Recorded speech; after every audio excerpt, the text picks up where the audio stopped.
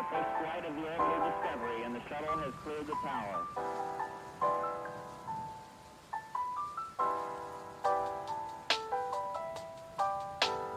Discovery's 4 computers now have primary control of critical vehicle functions.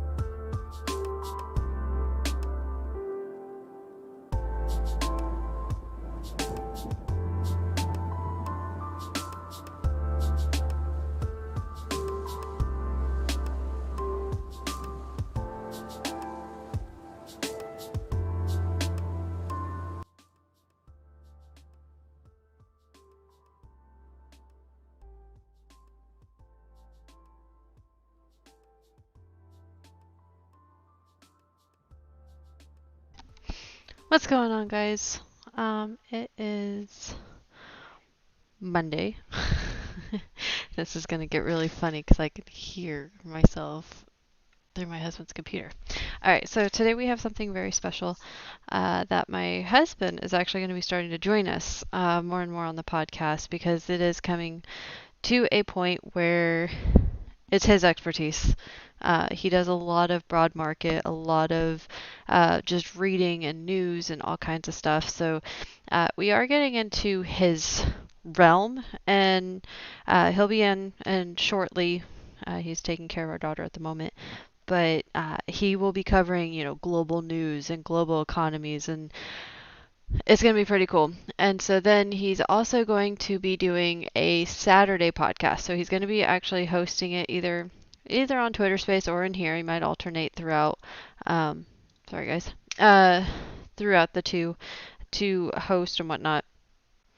But that'll be Saturday, 10 p.m. Through either Discord or Twitter, but also recorded live for YouTube, so it'll always be up there. So I really hope whenever once he gets in here, you guys will really appreciate him. And so I mean, if you like how I talk and the things I talk about, I can promise you he is literally the other half of my brain. So without further ado, so I do have one thing big to say, and this is it breaks my heart, honestly. I really want to send out my thoughts and prayers to anybody up in the Panhandle, Panama City, Mexico Beach, Apalachicola, Perry, Florida, anybody in the wake of Fred, Hurricane Fred, Tropical Storm Fred, whatever the heck it is at this point.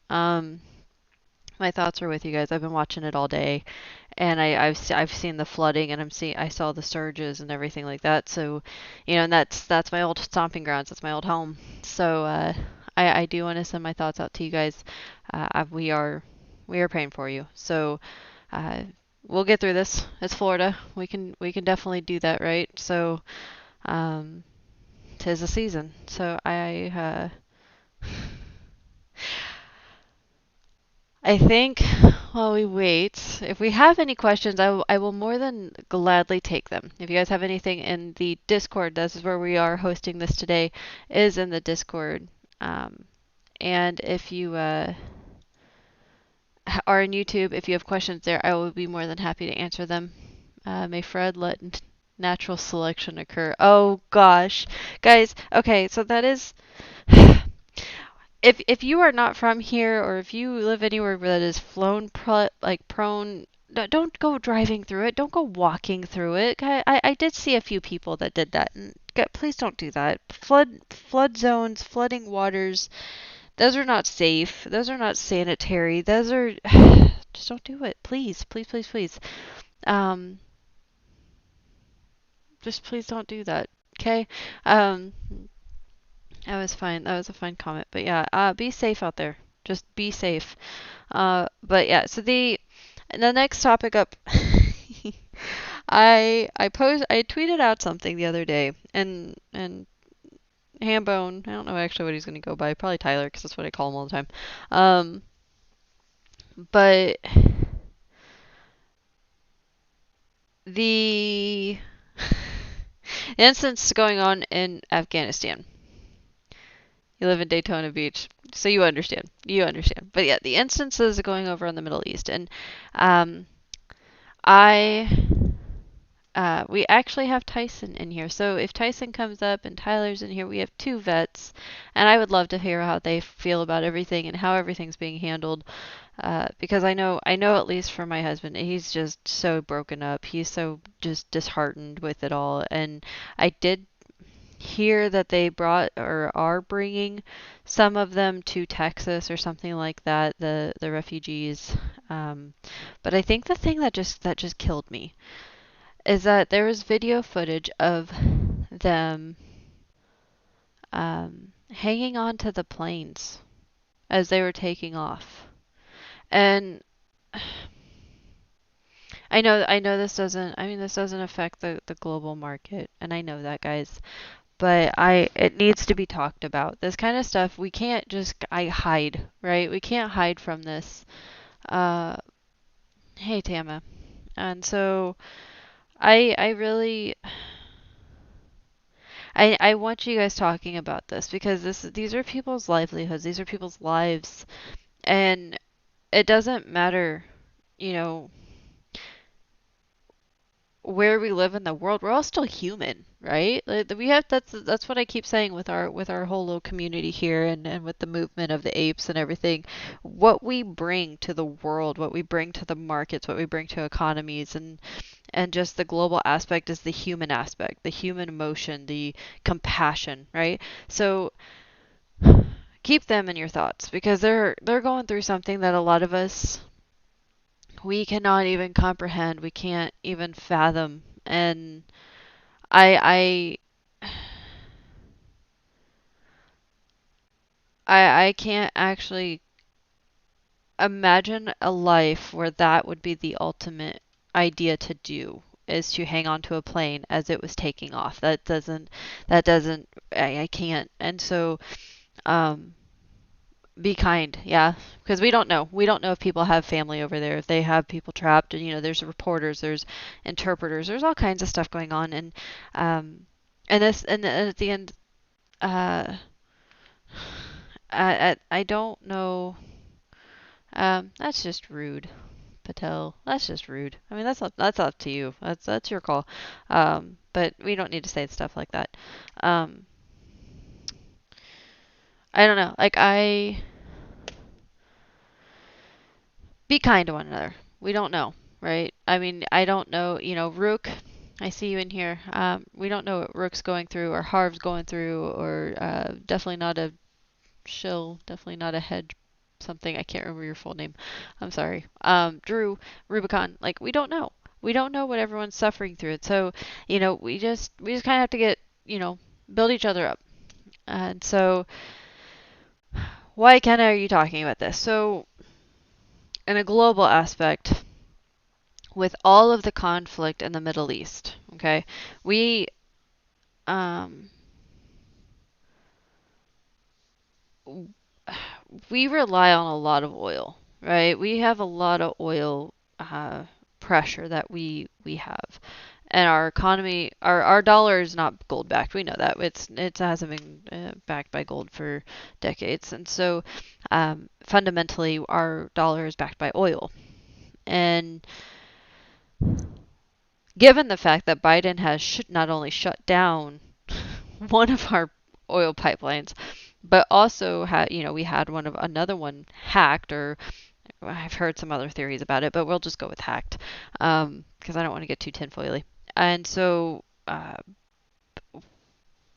we need oil. And with the Gulf Coast and the different nature preserves and things like that, like, we have very limited areas where we can drill without pissing off somebody else and causing mass chaos and everything else. And so um, we we could hurt as a global economy, and just as our country. Like, we could hurt from the lack of oil supply, lack of ability to get oil and gasoline and things like that, because you figure if the supply and demand, what we see in stocks, right? If supply is low, demand is high, price goes up. And so if our supply is low, well, we have truckers, we have cargo ships, we have, people just with their regular automobiles and things like that, taxi cabs, Ubers, Lyfts, you name it, we use it. Not only that, but, heating homes and cooling homes and all. I mean, we use oil for so many, and propane for all kinds of things, right? So, um, if we if we don't have that, then it costs the consumer, right? Like, the companies have to pay more to get transportation of their goods and services from one place to another, and then hell, they have to pay for the transportation for their supplies to create their own goods and services, and then it all gets passed down, right? So we can see an uptick, we can see a increase in cost of goods and services and whatnot. And so, you know, if the conflicts in the Middle East, they don't end it's going to hurt globally because this isn't just for the States. It doesn't just um, for, North America. It's not for Canada and Mexico, whatever. It's for the world. We all need that. Truth seekers. Yes, we are. That is exactly it. That's exactly what we want. We want to see, we want to find the truth. I like that. I really want to get that trending, truth seekers. Um, but yeah, so that's why it pertains to us. This is why we need to really keep an eye on what's going on, and why I tell everybody, watch the news. Don't just watch your local news. Don't just watch your town or your state or your city news. Just, not even the nation. Watch national news. You need to be knowing what's going on in your actual country, no matter where you live, whether it's in, Germany or Australia. Or speaking of, guys, if you're in Australia, I am so sorry. I am just so sorry for the world at this point because it feels like it's just falling apart. And I hate to be like Debbie Downer on the world because it's like, holy crap, but good Lord, I don't know what's going on. And, but yeah, guys, watch the global news because that's how we get to the truth, right? I say this all the time is, um, the more voices we have, the more brains we have, the more opinions we have. There's somewhere is going to be the truth, right? And so if we start watching the news, and our news, the news here in the United States, it censors its own things. Canada censors its own things, but we get to hear the truth, some of the truths from Canada. What is it, RT, Russian TV, or I don't know, RT News or whatever. They they blast news, and then if you have Germany and other countries, like, watch everybody's news because somewhere in all of that mess there's the truth, right? That's what I want to report on. That's what I want to find out is the truth, and then say here it is. So, and that's what he is here. The man, the myth, and the legend is finally sitting at his computer. So, but that's what we do. We just scrounge and scrounge and scrounge for the truth and finding what the news is and everything. So, let's see, Star Wars said oil is everything. It's insane. Nice documentary. What happens if oil disappeared? It's insane. For Vice, yeah, for sure. So, if you want to request to speak, I will hand it over to you, and I look forward to this, to hearing what he has to say. He does have some talking points. We are talking about the oil and everything happening over in the Middle East, and I know you have some good talking points on that. So I know. Oh, so he still has to get set up. So yeah, so this is where this is going to get really funny. Uh, he is very organized and makes lists and talking points, whereas I basically keep it up in my brain. So if he will be running through a list of topics that he's kind of figured out that I told him we were doing. Yeah. But anyway, so he has, if you do have questions, please do not hesitate to ask them in the YouTube or in the Discord channel. I will try to relate them to him if he doesn't see them.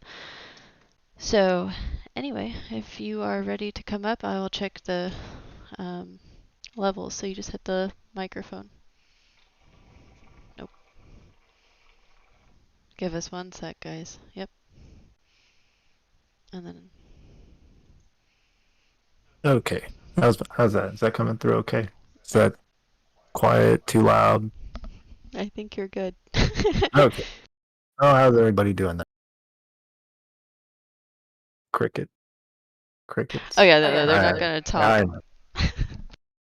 So we're talking about oil and Afghanistan and that whole 20-year mess. That's insane. I mean, just how the whole thing's been handled, just the entire time. One, we shouldn't have been there in the first place. Some people might have a differing opinion on that, but as someone that was relatively mature enough age for the time to remember 9/11, a lot of the things that surrounded that day. Like I remember, I don't know, it seemed like that whole like 2 week, maybe a little bit longer time frame afterwards, everybody was just an American.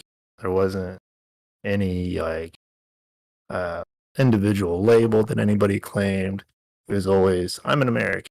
But we kind of fell off from that. And it just kind of eroded over time. I mean, it's to be expected. We've been there for 20 years. We lost like 2,500 service members, like 3,800 contractors, like 45,000 civilians, I believe, somewhere around there. But yeah, it's just a whole big mess. But it should have been handled differently. But as far as how that impacts us, I could probably see us probably just kind of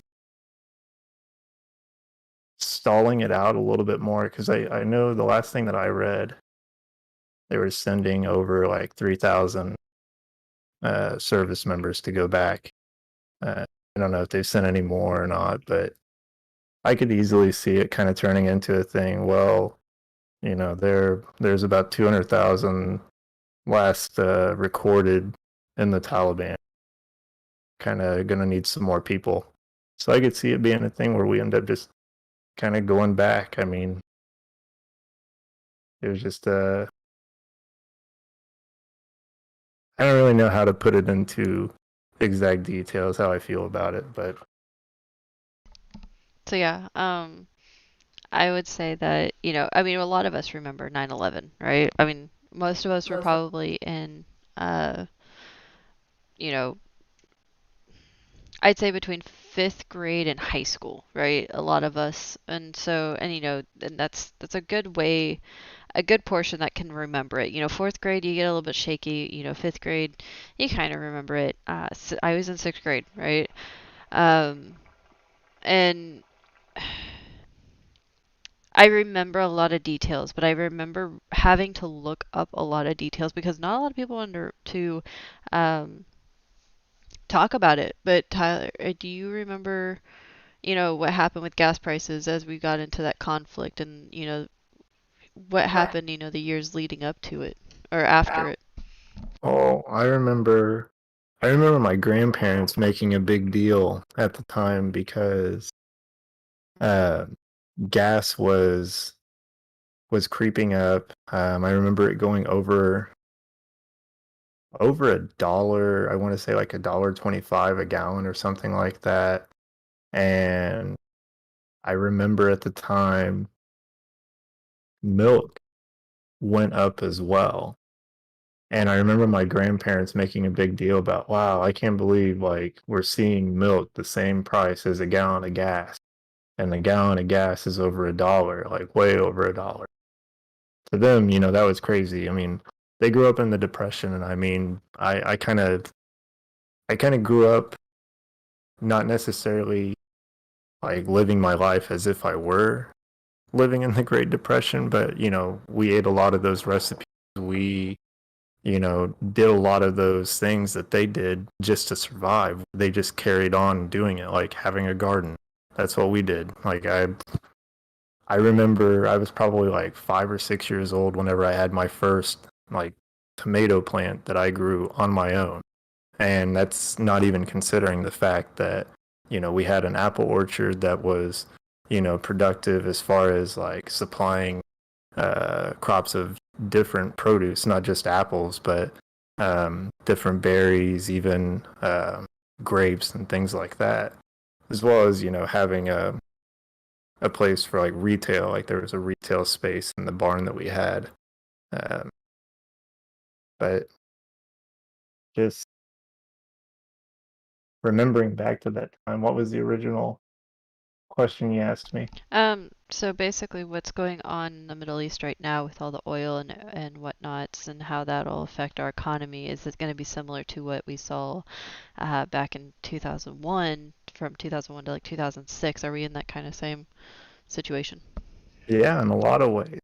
I mean, a lot of ways in the sense of we're already seeing higher gas prices. They're up like, I think, I want to say 42%, like just in the last year, I believe. And then on top of that, used cars and new cars because of various reasons, like just a lot of demand for different models, especially pickup trucks. I know are really in demand right now. Uh, just those two items used in new cars altogether are getting more expensive. There's the chip shortage too that affects that.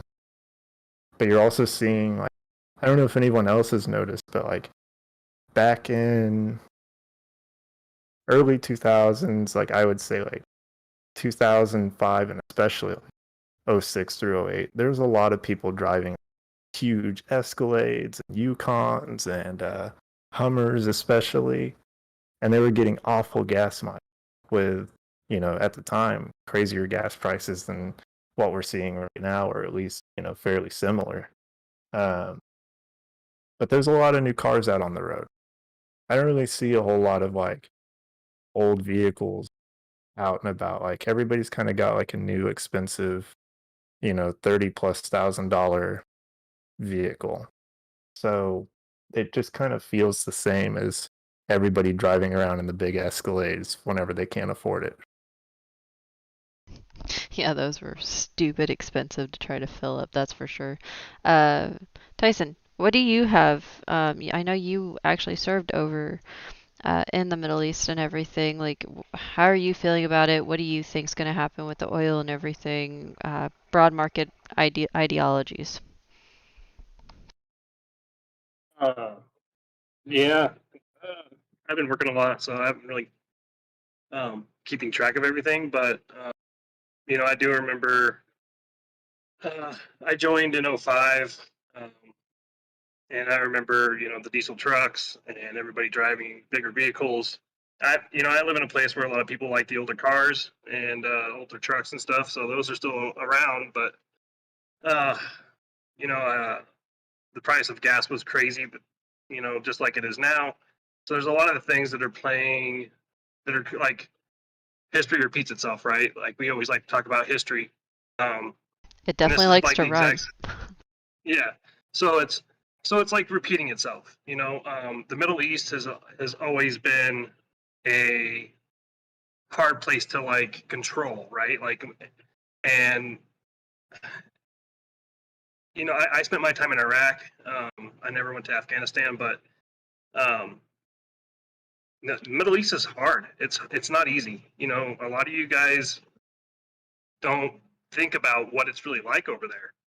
And you know, serving over there, you are happy to have a porta potty, and it's 130 degrees outside, right? Like life sucks over there. It does, and there's people that are trying to make their lives as good as they can. Um, I lost a lot of friends over there, so it sucks. But broad market, oil's going to go up. It's going to be expensive. But the United States, we just keep moving on. We we'll figure out how to pay our gas, and we'll have, it might be rough on people, but we always continue on.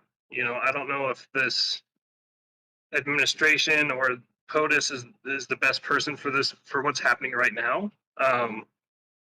I totally disagreed with him trying to pull out of the Middle East exactly 20 years later, because I knew this was going to happen. Right? I don't know about HamBone. I don't know where he served over there or whatever, but for me, it's just like at least we had some. We could pay attention better. We were there to try and keep the peace a little bit. But now it just goes right back to what it was. So Tyson, funny that you say that with the president. It might have been my mom that told me she was watching an interview. Someone please correct me if I'm wrong, if I'm totally screwing this up, but he was confronted about what was going on in Afghanistan, and he basically said someone else can take care of it. And they're like, no, no, no, no, no. See, you're the president. You need to be taking care of this. And so, um, I don't know. Like I think you're right. I don't know if this administration is ready for this because I don't. I mean, a lot of things were goofed. That's putting it very lightly. Um, I don't know because I mean, think about it. Like we'll have more people. We have refugees coming here, right? Like everyone has heard about that. Have you heard about that, Tyson? No, but I just I don't have to know what's going on like right now on CNN to know what's going on. Like the same things are going to happen as they were before. Refugees are going to come in. We're going to try and like I said, it's all historic. It's all historic. It all Mm-hmm. goes back to just like it was. Yeah, So so okay, so before to Moon, I'm so happy you're up here, but before I get to you, I want to pick Tyler and Tyson. You two are gonna kill me with your guys' names. Um, how do you see this all affecting like the ideas that we have about a market crash or market correction? Like, the whole ideology that I've been thinking that, with the stock market and the housing market and all of that. Like, Tyler, I want you to go first, and then Tyson answer.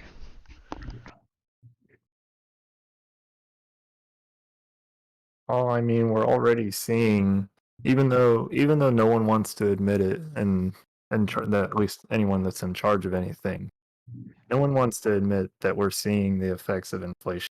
Right now, the CPI is it's like at a 13-year high of like 5% and looking back on it with 1990s way of measuring thing, not like the overall 90s, from the year 1990, measuring how we're seeing things today with those metrics, it's at 9%.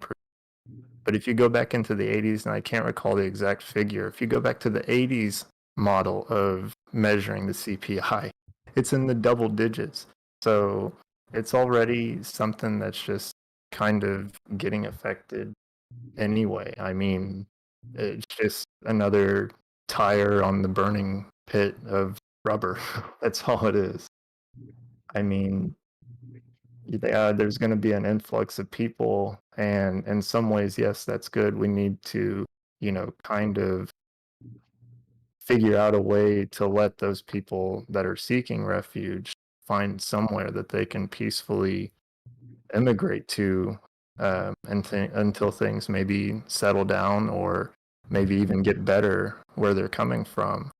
Uh, but the scary thing about that is you don't know exactly who's who of those people, because if you were to, I know I've seen some things where it's like we just need to eliminate all the red tape that would prevent someone from fleeing Afghanistan to the US.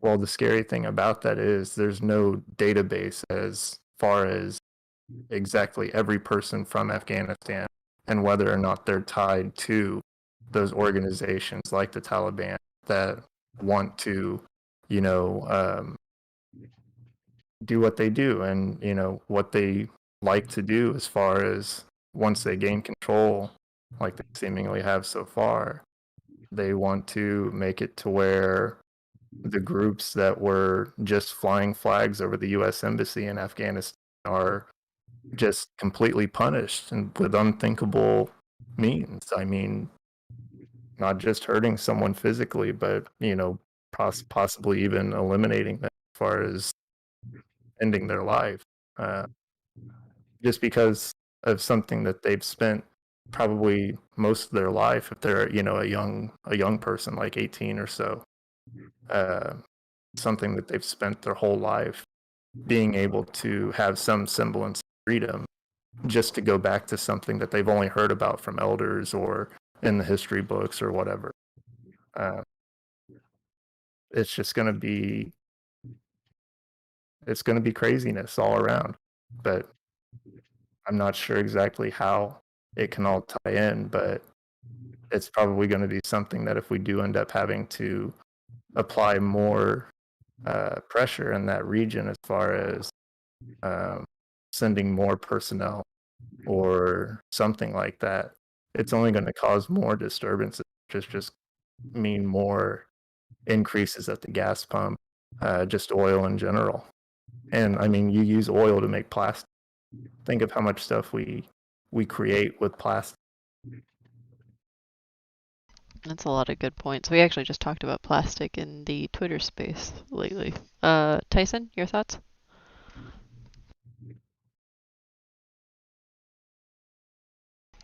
Tyson, are you there? Sorry, I'm roaming around. You're I fine. couldn't What? find my Discord. Um, I know everybody likes to talk about oil, because that's like what the Middle East is all about. But I mean, who knows? Who knows what's going to happen, right? Like Tyler was saying, this is a perfect opportunity for them, for the Taliban or whoever, the bad guys, whatever you guys want to call them. This is an easy way to get in, right?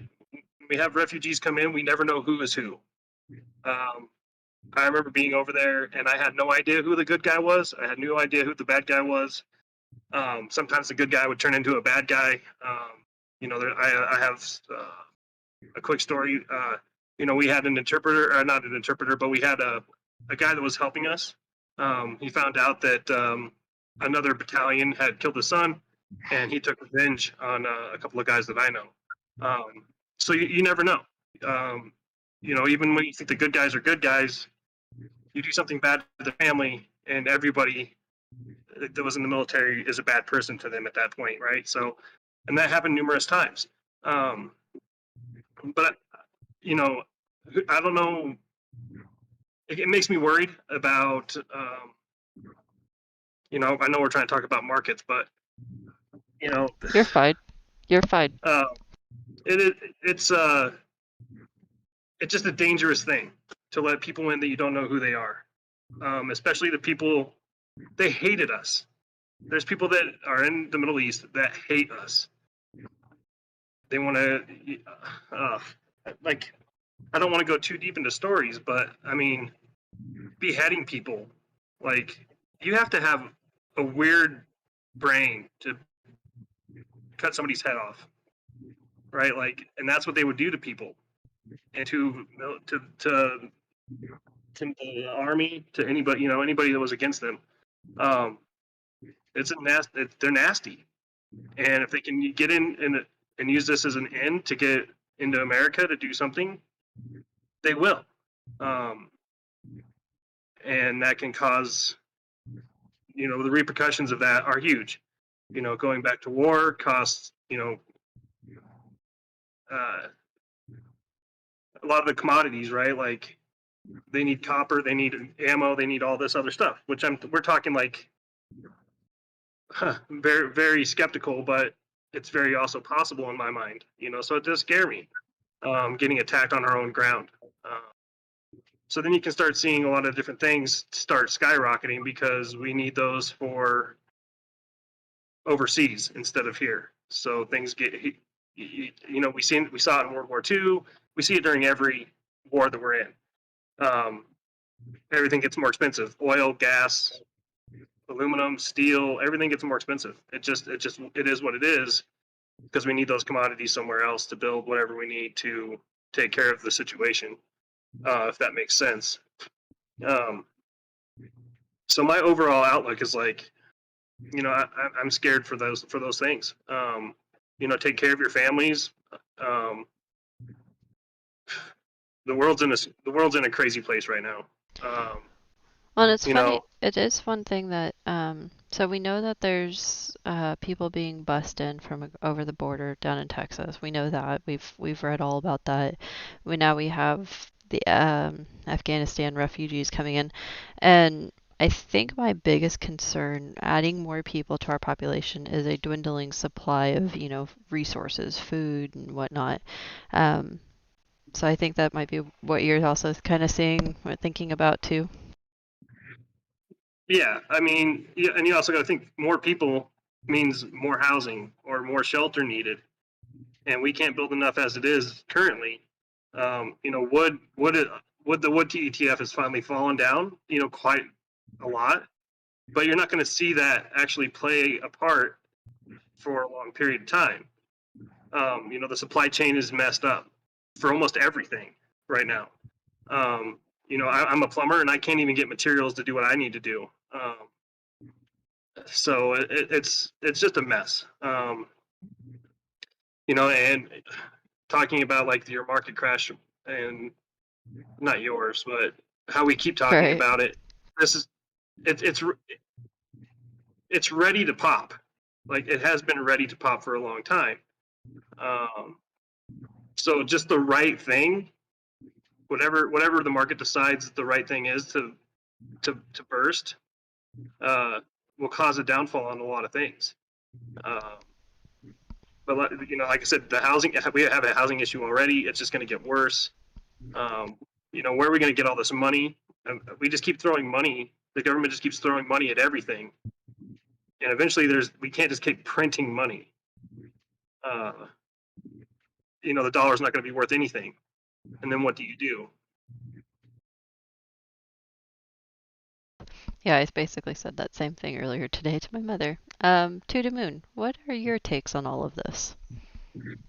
So I'm not going to get too long-winded on some of the things being said here. I'll concur with a lot of the thought process. As far as getting to the markets, by the way, I'm old enough that I was 9/11. I was an adult when all that happened, and prior to that, I did some things that it's like I've been in the Middle East thing for a long time. They've hated each other for a long time. We're not really going to do anything to change that.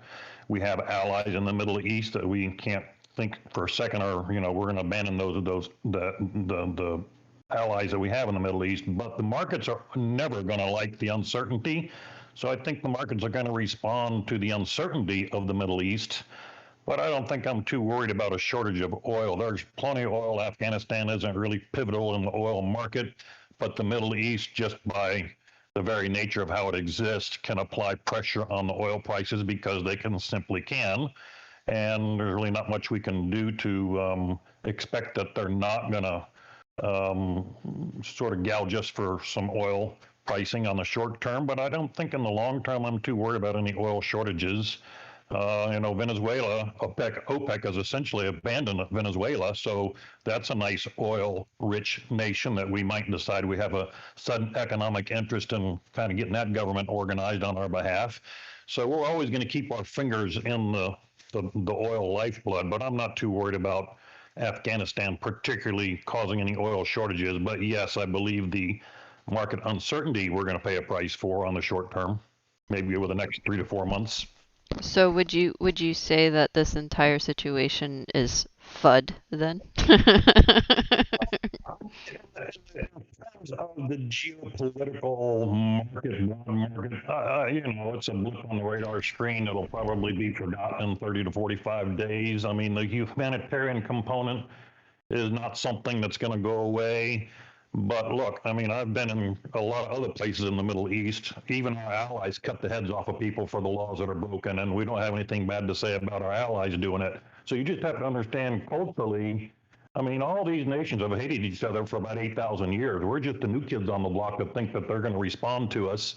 And if we weren't giving them money for the oil, they would give a crap about whether we even existed or not. So I think you need to kind of keep things in perspective.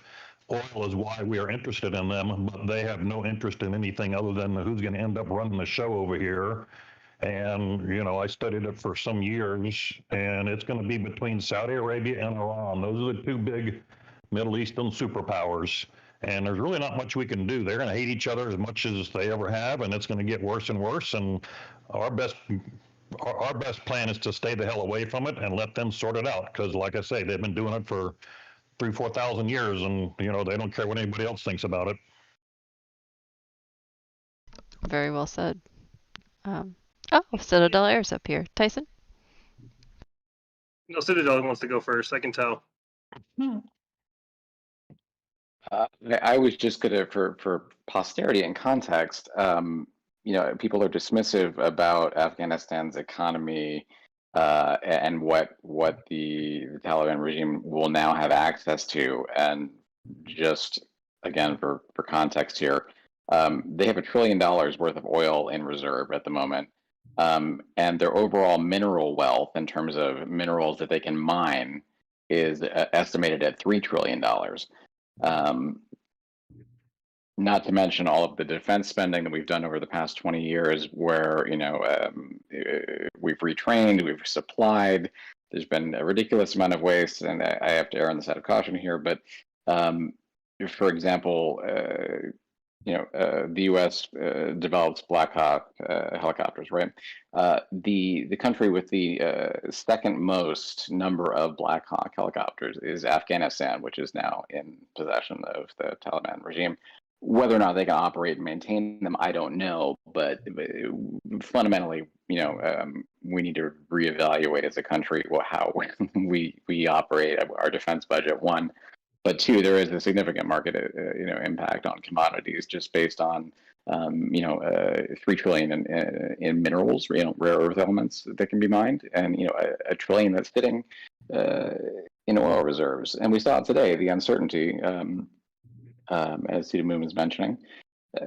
My entire portfolio bled today. I didn't even have, which I haven't seen in a long time. Some areas, some sectors and areas were worse than others. But the uncertainty, completely seemed to shake the market. I knew something was wrong, so I turned on the television, and sure enough, the president was addressing the nation. I had no idea. I just knew something was wrong because my screen turned red, and I was trying to figure out why. Because for every sector, and I'm pretty diversely invested, to be hit in such a way kind of caught me off guard. But it's just my 2 cents.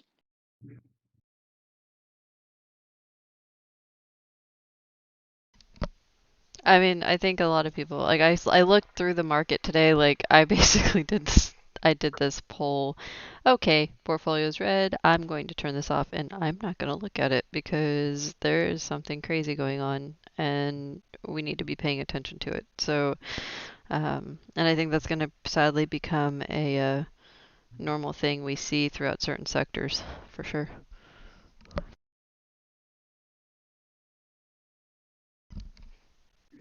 Tyson, did you want to add something?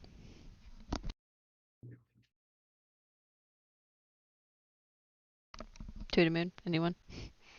No, I didn't want this to start. I mean, we could have a never-ending discussion about the geopolitical situation, and I think that might defeat the purpose of the format of the evening here. I mean, we're talking broad market, and Tyler's pretty much hit on all of his main points that he had. He has a few others. It's funny that you guys were mentioning about the Blackhawks and being able to maintain them. So I was going to try to get his take on it since that's what he did. If he wants to, he doesn't have to. I don't know. They probably won't be able to fly them. I mean, this is pretty much like the last I really have to say about any of the situation right now, at least. But they probably won't be able to maintain them. They might manage to get one started, but I don't know. Maybe if they can like find a YouTube video or something like that, they could figure it out. But they probably won't be able to do it. They probably won't be able to maintain them if they do get them in the air. But that still doesn't, that still doesn't allow for any disregard of the other stuff that we left behind. There's plenty of pictures and videos of them just standing with like gigantic caches of M4s and stuff like that. So I mean, they're not going to be like ill-equipped to do anything. And I mean, it didn't take them any time at all to take full of Kabul. So I mean, it's all whatever in terms of what's going on in our own market in our own backyard. I mean, yeah, like with To the Moon, what he said, we probably will see some short-term increase in cost of XYZ in the form of gas or a couple of different commodities here and there. But for the most part, we have the ability to go back to some form of energy independence. We can try to explore other options at home. We can maybe make a return to, researching the capabilities of nuclear power. That would be outstanding in my opinion. But, even this does kind of seem like a distraction compared to looking at the ongoing housing cycle that we're looking at, as far as like you have markets like Seattle and San Jose, Denver, Dallas, all those places they all have kind of the same trend like we were seeing before the last bubble pop back in '06 to '08, that time span. Um, you're seeing these huge leaps in the cost of a home while wages are stagnant, and in some places, I think Seattle is actually dipping down. They're actually seeing a regression in hourly wages. So it's all there. It's all there for, kind of the perfect storm, and just that one bubble alone. Then you start to look at other things as far as just supply chain issues here at home that are going to have an impact on the prices that consumers see whenever they go to the grocery store. And that's not just related to gas alone. I mean, that could be related to labor shortages. Like I've seen some screenshots of, or not screenshots, but I've seen pictures that people have taken of like the variety pack of the fun size Frito-Lay chips, where they have a little note from the factory that says, uh, due to supply chain shortages, you might see a little bit less of this one particular flavor in this box, but we guarantee that you'll still receive the same amount of product. So, I don't know if that means they're not going to include like barbecue flavor, or, maybe the package won't have Cheetos in it or something. I don't know exactly, but uh, these are all things that, we're just going to have to kind of face. But for some reason, the people that are actually in charge of anything, they don't want to acknowledge. They would kind of rather let us gaze upon their mishaps in the sandbox.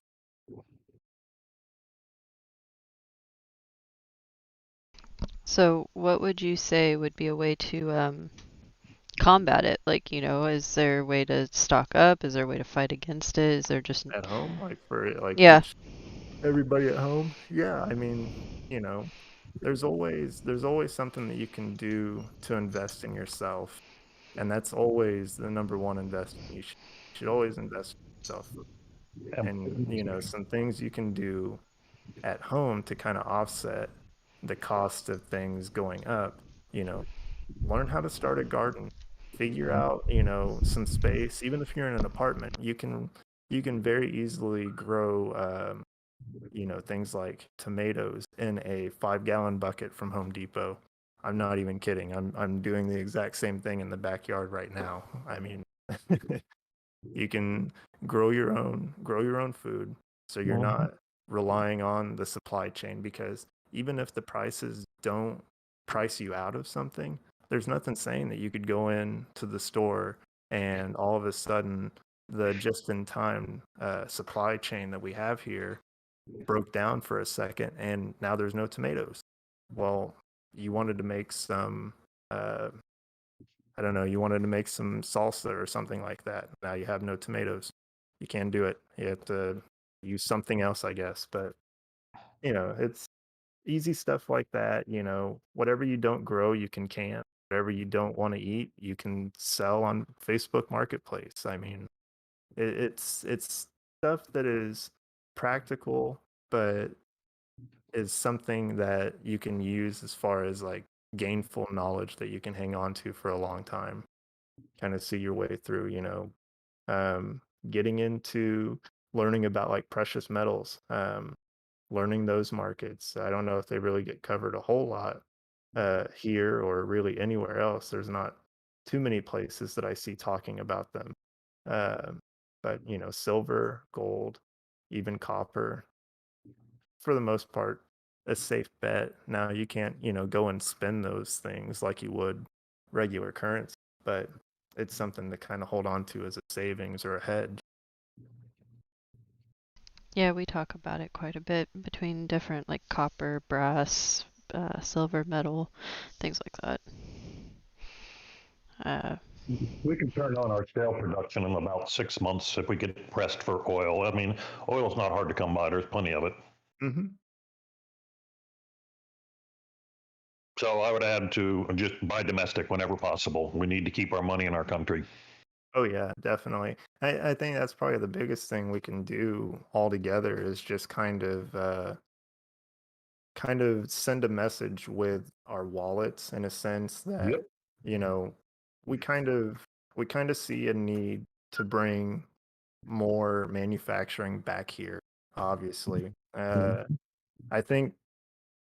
I think the overall sentiment of that is obvious. I mean, everybody would rather see us make stuff at home and, be a producing country again instead of just exporting entertainment like movies and, one-hit wonder pop stars or something like that. But um, I think if we did return to that, there would probably be some pain in the form of pay cuts. People would have to you know, take a little bit less on the hour. And I know that's already hard to do. Nobody wants to do that, but um, that would probably be one of the things that would just kind of have to work itself out. But in the long run, it would benefit us so much more than having to rely on, all these other places that may or may not piss off their neighbor. Excuse the language there, but they may, there's nothing saying that Turkey isn't going to go next week and irritate the hell out of France or something like that. You never know. I mean, it's just easier to rely on yourself, and that can go from a nation or a national level to being a self-reliant nation as far as like energy independence, a strong manufacturing base, a strong production and export of those produced goods, uh, even down to the individual level. The more self-reliant you can be, the better off it is in the long run. If you can make up a percentage like 25% of your grocery bill with stuff you grew yourself, or uh, maybe even caught yourself if you're into fishing, if you're looking for that, it's always going to be beneficial. I appreciate you saying all that. It's everything that I've talked about in a sense, but you just kind of went deeper into it. So I'll kind of give one more closing thought on oil, at least from my perspective. We talk about the price of gas going up, and yeah, it has gone up. But I'm old enough to tell you, I mean, if a gallon of gas gets too cheap, people are losing their jobs in the oil industry. If the price of gas gets up too much, then the consumer like us, we start squawking and feeling the heat. We're kind of in our sweet spot of where we need to be. Oil, $55 to $75 a gallon seems to be what kind of keeps the economy in the right spot on both ends of the spectrum. So we got to be real careful how we sort of talk about this whole oil thing, because that's a double-edged sword. We put the oil people out of business, so we're going to kill ourselves. If we make it $4.50 a gallon for gas, we're going to kill ourselves. So, it's easy to say the price of gas is getting expensive, but we really need to kind of keep it about where we're at right now for the foreseeable future. Maybe even go up a little bit. And I know that's not going to be a real popular thing for people to hear. But remember what it was like at $1.20 a gallon. Our economy was going to crap because everybody was out of a job in the oil industry, which ripples into everything else. Well, and I think that also goes based on like area, right? Like where you live. So like, here in Florida, like our economy actually did really well during the time of gas being like between $2 and $2.50 a gallon. Yep. But this whole like, we're sitting, what was it last, 320 something? 310, roughly. You know, I know it's granted, painful. yeah. I mean, like we're fortunate. Our Jeep has a 12-gallon tank in it. And it does very well on gas and everything. But we had a Trailblazer years ago, and I'm like thinking, oh man, if I had to fill that thing up and how much it guzzled gas, like I would be peeved right now. Oh gosh.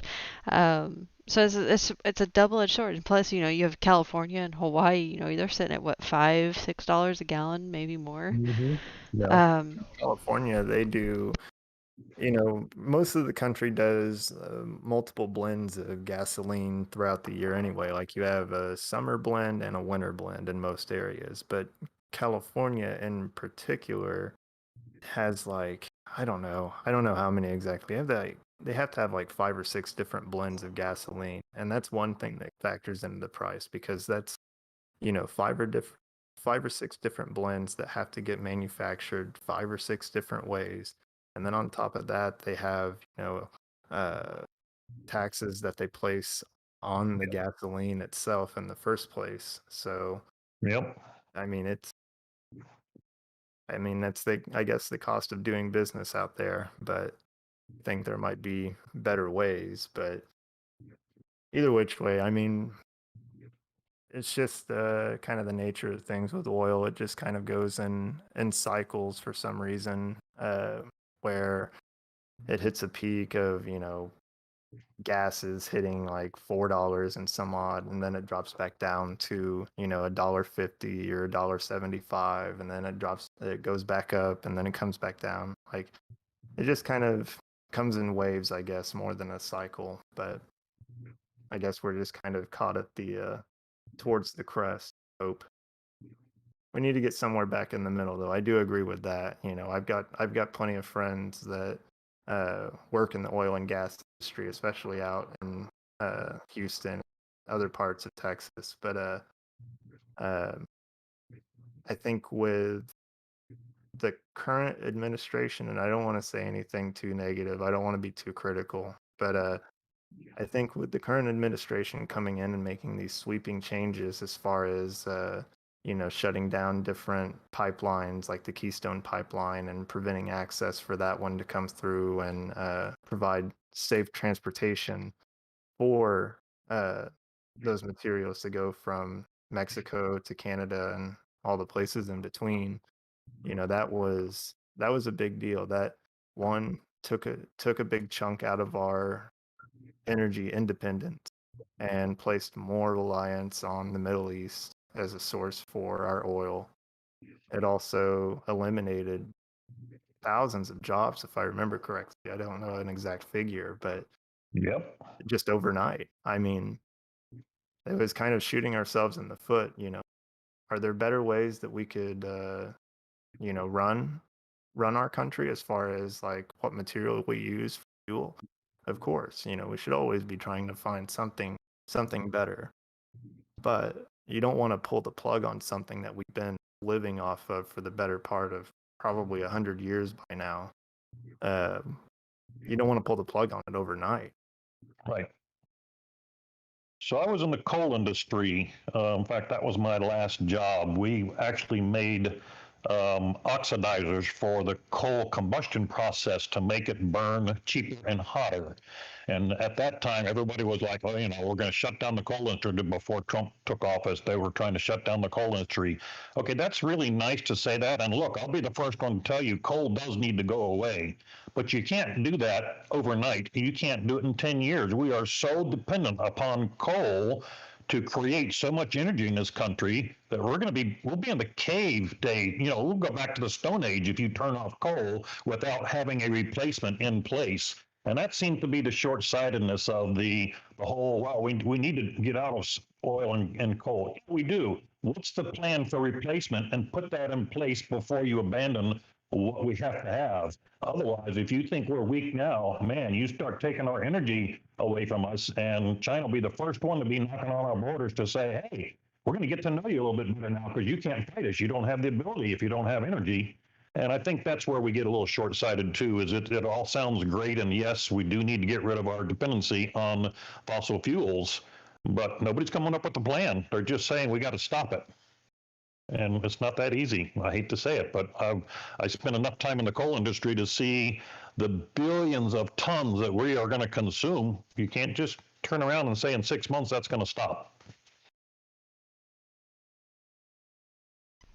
No, I think you're right. I do have one question from YouTube, and it'll be like the last thing we do to wrap tonight up, which has been completely amazing. So we have Ghetto Streams. This is not anything to do with oil or commodities or anything, but I mean, I guess it kind of does. He's asked, do you think dividend stocks and crypto will be a good passive income for after the squeeze? And I'd like everyone's opinion on this. Whoever wants to go first. It can be two to moon. So you can go first. Generally speaking, standard non-financial advice disclaimer applies, asterisk, insert thing here. I'm invested in a number of, quote unquote high dividend ETFs as well as stocks. I can cite one in particular that's done well for me, which Chevron Oil.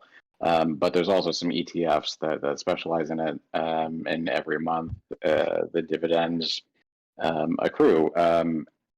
And obviously the dividends how they're priced is, if the market tanks for you're less likely to either have the same kind of sizable dividend and or one at all, depending on the market, the sector, the security, etc.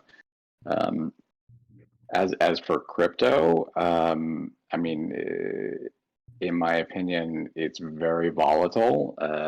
The things that we have come to or told are stable coins or tethered to US dollars are seemingly not so much the case. And case in point today, just as the market was closing, every crypto was dumped. I mean, everything went red, whereas it was either holding or was green in the beginning or throughout the day, but then as soon as the market closed, 401 across the board, people, I'm going to say people because I don't know if it was institutional investors or retail, but there was a massive crypto dump to the point where I was like, okay, what little I have in the market, I sold because it was headed in a direction that where I'd be taking a loss. So I saw a correlation today, and I don't know if that correlation would hold true over time. That was just my observation for today. But if you're in a position to acquire some securities that have dividends, then you reinvest. There's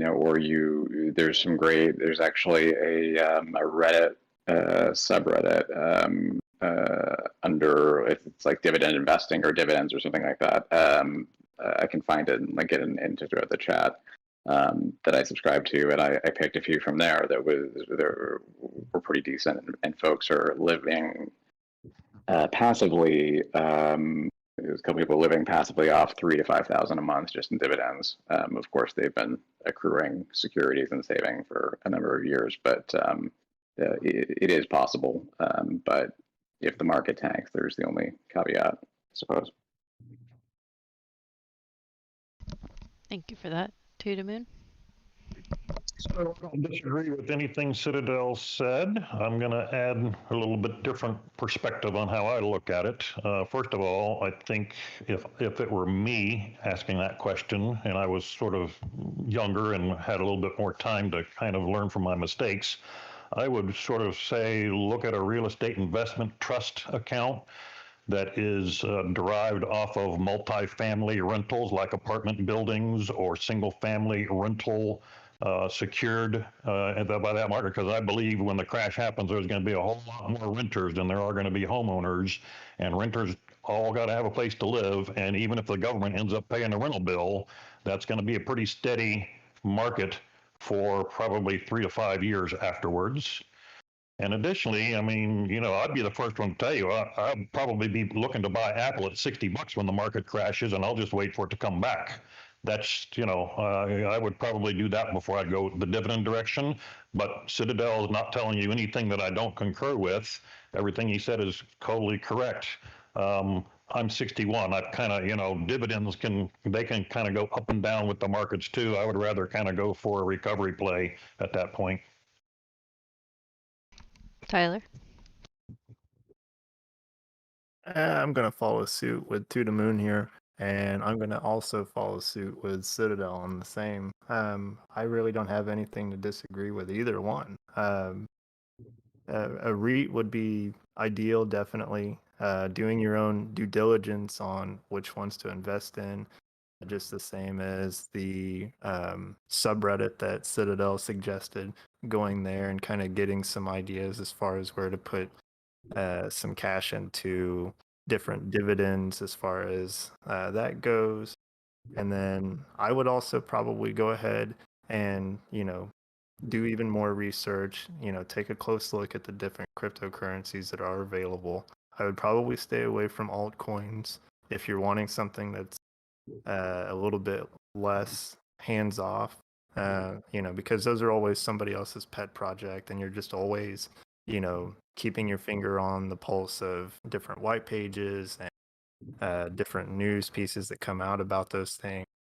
Granted, you could say the same thing about Bitcoin, as far as the amount of news that comes out on a daily basis about it.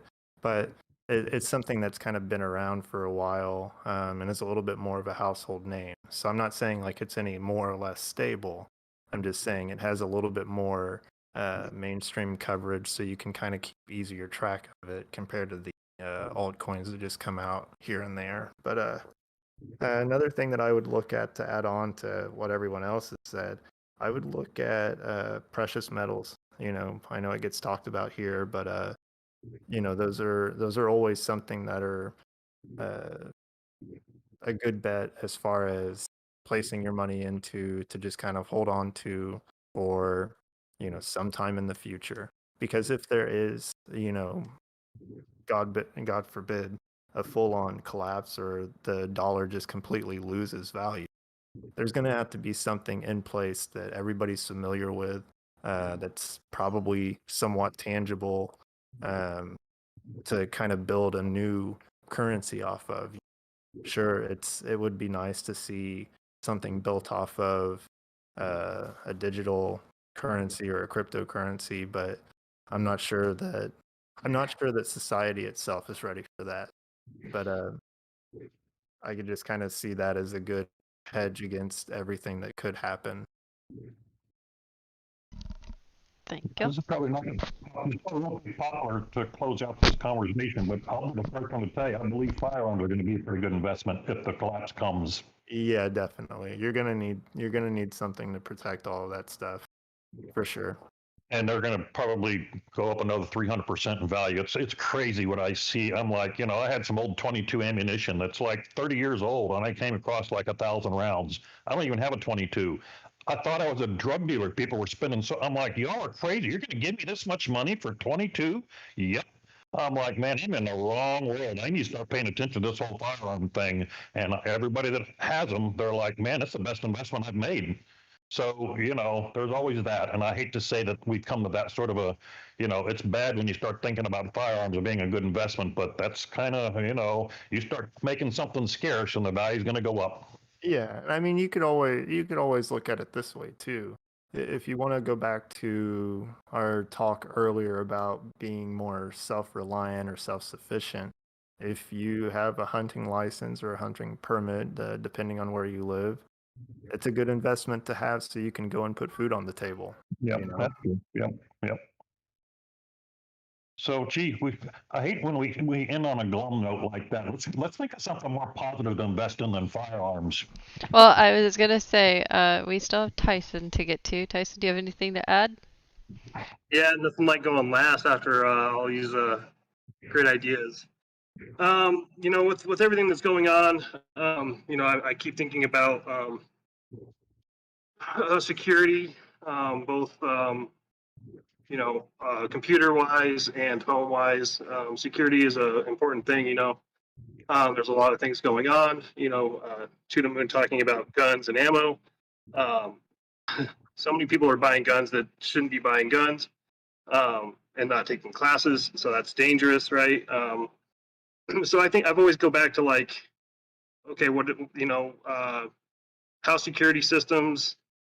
I mean, now you have so many different ways to go with that avenue. You have like the Ring, you have all this other stuff, like cameras. So I can't name like a perfect stock to buy into for like security wise. Guns and ammo have skyrocketed, obviously. But he didn't want to talk about that. So like I said, guns, security measures, both online and at home, are also a good play. Who knows what's going to happen in the future here?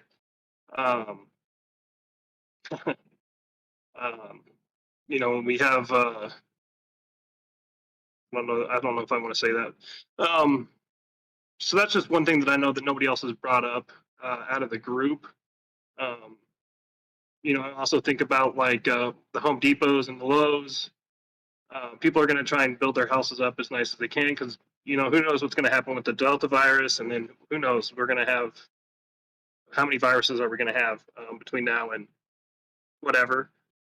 So I know Home Depot and Lowe's and all those are pretty expensive stocks, but they can keep building off of the stay-at-home play. I mean, people are still scared, obviously. So there's just a lot of avenues, and it's hard to play the market when it's so uncertain. There's a lot of uncertainty right now going through everything. So I think that's about all I got. Really, is it's hard to play a market when you have no idea what's going to happen, and yeah, that's about all I got, I guess. I appreciate it. No, and then my personal thing, passive and income, right? When we talk about that, like making money without having to actually go work for it, essentially, right? Um, my big thing is real estate. If we have a housing bubble about to go down and foreclosures and all this other stuff are going to happen, buying that kind of stuff up, and then like To the Moon said, renters are going to have a roof and someone's going to put the bill. I mean, that's the end thing, right? Or even buying up some of the commercial real estate that, because commercial real estate is just, that market's a mess in itself. And, if you can afford to get a warehouse or anything like that, businesses need those. And so that would be my passive, because, the stock market, they've turned it into a casino. Like, it's always been a casino, but it's just being brought to light at this point. And so that would definitely be my thing. And then Ravenous, I have no idea if I just said that right, had asked if when the market correction occurs, will crypto also tank or will it go up because it's used as a hedge? So, and in my opinion, we don't have to talk about this. We can definitely cover it on Wednesday. But in my opinion, to this question, I believe crypto will go down because they're going to have to pull out their, the big institutions and whales, if the market's going down, they're going to be pulling out their investments everywhere to cover either bets or make sure that they have money in tangible objects, like we've talked about, different commodities, silver, gold, whatever, land, real estate, things that they can actually use to make more money, because if the market goes down, that's a loss. And so while crypto could be a hedge, it also could as part of the market, it could also go down. And if the USD goes down, it could also go down. So crypto is one of those funny little things. It's very finicky because it is, in the grand scheme of technology and investing, it's a very new thing. So I don't know. Tangible. I like things that I can hold and touch and see with my own eyes versus some code, a bunch of ones and zeros at this point. So other than that, any final thoughts?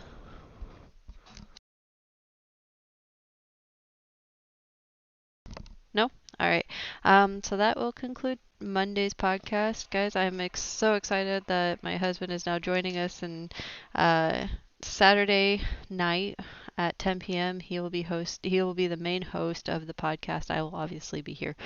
But he will be, coming up with different things that he wants to talk about. Everyone is welcome to join and talk, but he'll be running it. So I will see you guys on Wednesday. Good night, guys.